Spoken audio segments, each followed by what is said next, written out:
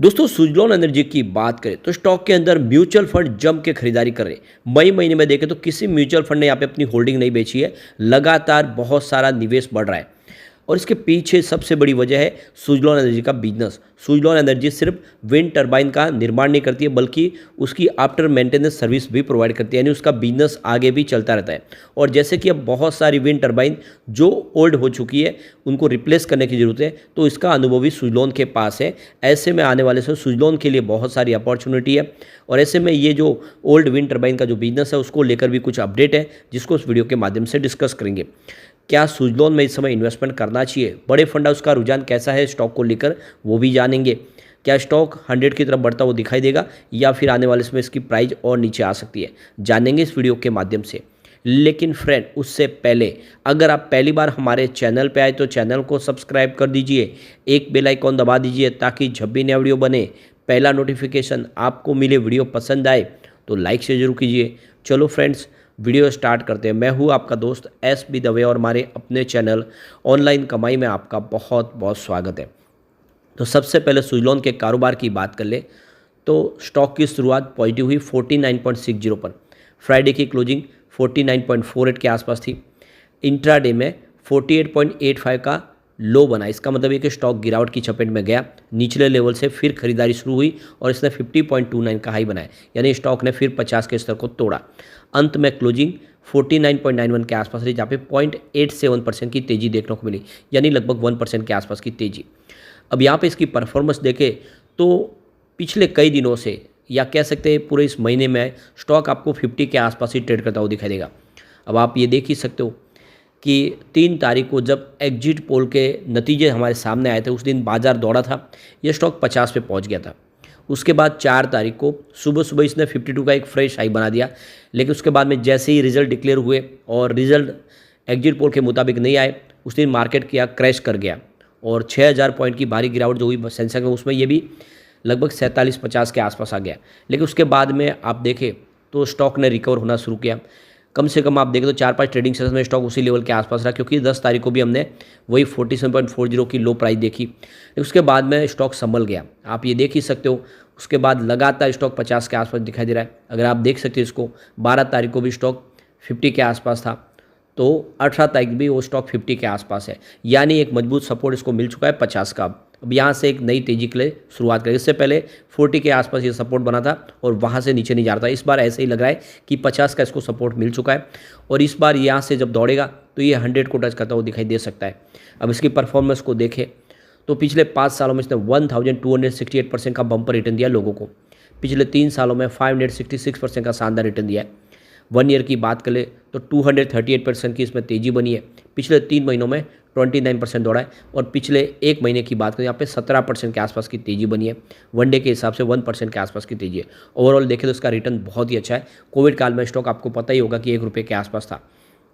अब यहाँ पे जो बड़ी अपडेट निकल के आ रही है, जो विंड ब्लेड रिसाइकलिंग जो बिजनेस है उसका मार्केट है वो आने वाले समय कैसा रह सकता है 2032 तक के लिए, क्योंकि अब देखो कि बहुत सारी विंड टरबाइन लग चुकी है पिछले 10-20 सालों में। अब उसको रिसाइकलिंग करने की ज़रूरत है। जो ब्लेड है, जो उसके अंदर मशीन ख़राब हुई है, जो इक्विपमेंट ख़राब है, उसको बदला जाए और वापस उसको नई तरीके से उसको फिर तैयार किया जाए, उसमें नई टेक्नोलॉजी ऐड की जाए। तो आने वाले में 2024 से लेकर 2032 तक के लिए बहुत सारी अपॉर्चुनिटी इस सेक्टर के लिए दिखाई दे रही है और इस सेक्टर की जो मजबूत प्लेयर है वो इसमें बहुत सारा पैसा कमा सकते हैं। तो देख सकते हो कि सुजलॉन एनर्जी के पास तो वो सारा अनुभव है, 17 देशों में इसका कामकाज है। तो इसमें आप देख सकते हो कि ये एक बहुत बड़ी अपॉर्चुनिटी सुजलॉन के लिए दिखाई दे रही है। तो अब आपको ये देख के पता ही चल रहा होगा कि सुजलॉन आने वाले समय में इस नई अपॉर्चुनिटी का पूरा फ़ायदा उठाने को तैयार है। बहुत सारी जो विंड टरबाइन जो सुजलॉन के हाथों से ही इंस्टॉल की गई है 1990 के आसपास, ऐसे में वो सारी विंड टरबाइन बदलने का कामकाज सुजलॉन के पास आने वाला है और ये जो मार्केट है इसका फ़ायदा पूरा सुजलॉन को होता हुआ दिखाई देगा। इसके अलावा एक बहुत बड़ा प्लस पॉइंट सुजलॉन के लिए और है। जो सुजलॉन एनर्जी के वाइस चेयरमैन है गिरीश तांती, जो तुलसी तांती जी के भाई है, वो देख दो कि global wind energy council of India के चेयर चुने गए हैं। तो यहाँ पे अगर हम बात करें ग्लोबल विंड काउंसिल यानी GWEC की, तो इसमें 1500 से ज़्यादा कंपनियाँ इसमें मेंबर है और इसके अलावा 80 कंट्रीज से ज़्यादा इसके मेंबर है, जिसमें अलग अलग इंस्टीट्यूशन है, ऑर्गेनाइजेशन है, कंपनीज है। अब आप देख सकते हो इसमें manufacturer, developers, company, suppliers, research institute, national wind and renewable energy association, electricity providers, finance sector, insurance कंपनियां सब इससे जुड़े हुए हैं और ये बहुत बड़ा संगठन है। अब इसके अंदर आप देखें तो जो अब फैसला लेने का जो अधिकार है वो आपको देख दो कि इस समय आपको गृहस्थांति के पास दिखाई देगा। तो ऐसे में वो कुछ ऐसे फैसले ले सकते हैं जो विंड एनर्जी सेक्टर के लिए फ़ायदेमंद हो, सुजलॉन के लिए भी फ़ायदेमंद हो। तो इसका पूरा इस मौके का वो फ़ायदा उठा सकते हैं, उनके अनुभव का बेनिफिट ले सकते हैं, साथ में आने वाले समय सेक्टर की जो कमियां है उसको दूर कर सकते हैं। तो ऐसे में आप देखें तो गोल्डन अपॉर्चुनिटी सुजलॉन के लिए दिखाई दे रही है और नतीजा ये है कि मई महीने में म्यूचुअल फंड ने जम के खरीदारी की है। ऐसा कोई म्यूचुअल फंड नहीं जिसने यहाँ पे निवेश बेचा हो। तो देख सकते हो कि लेटेस्ट आंकड़े हमारे सामने आ चुके हैं। HSBC मिड कैप डायरेक्ट ने यहाँ पे 405 करोड़ का नया इन्वेस्टमेंट किया। उनकी holding month on month basis पे 24.44% बढ़ी है। Motilal Oswal large and mid cap direct ने 158 करोड़ का इन्वेस्टमेंट किया। उनकी होल्डिंग भी 7.95% मंथ ऑन मंथ बेसिस पे बढ़ती हुई दिखाई देगी। Motilal Oswal mid cap direct ने 142 करोड़ का इन्वेस्टमेंट किया और 100% मंथ ऑन मंथ बेसिस पे होल्डिंग बढ़ी है, यानी उनकी फ्रेश एंट्री हुई है। इन्वेस्टको इंडिया क्वांट्रा की बात करें तो 122 करोड़ का इन्वेस्टमेंट है, उनकी होल्डिंग अनचेंज है। एक्सिस ग्रोथ अपॉर्चुनिटी की बात करें तो 103 करोड़ का इन्वेस्टमेंट किया है और 100% मंथ ऑन मंथ बेसिस पे होल्डिंग बढ़ी है, यानी उन्होंने भी नई एंट्री की है। Motilal Oswal ELSS tax saver ने 99 करोड़ का इन्वेस्टमेंट किया, 8.81% की holding month on month basis पे बढ़ी है। इसके अलावा एक्सिस मिड कैप डायरेक्ट ने 89.71 करोड़ का इन्वेस्टमेंट किया, उनकी होल्डिंग भी मंथ ऑन मंथ बेसिस पे 100% बढ़ी है, यानी बिल्कुल नई एंट्री हुई है। HSBC large and mid cap ने 79 करोड़ का इन्वेस्टमेंट किया, 38% की होल्डिंग मंथ ऑन बेसिस पे उनकी बढ़ी है। HSBC एग्रेसिव हाइब्रिड ने 66 करोड़ का इन्वेस्टमेंट किया, होल्डिंग में कोई बदलाव नहीं हुआ है। इसके अलावा Edelweiss large and mid cap ने यहाँ पे 56 करोड़ का इन्वेस्टमेंट किया, उनकी होल्डिंग भी यहाँ पे नहीं बदली है।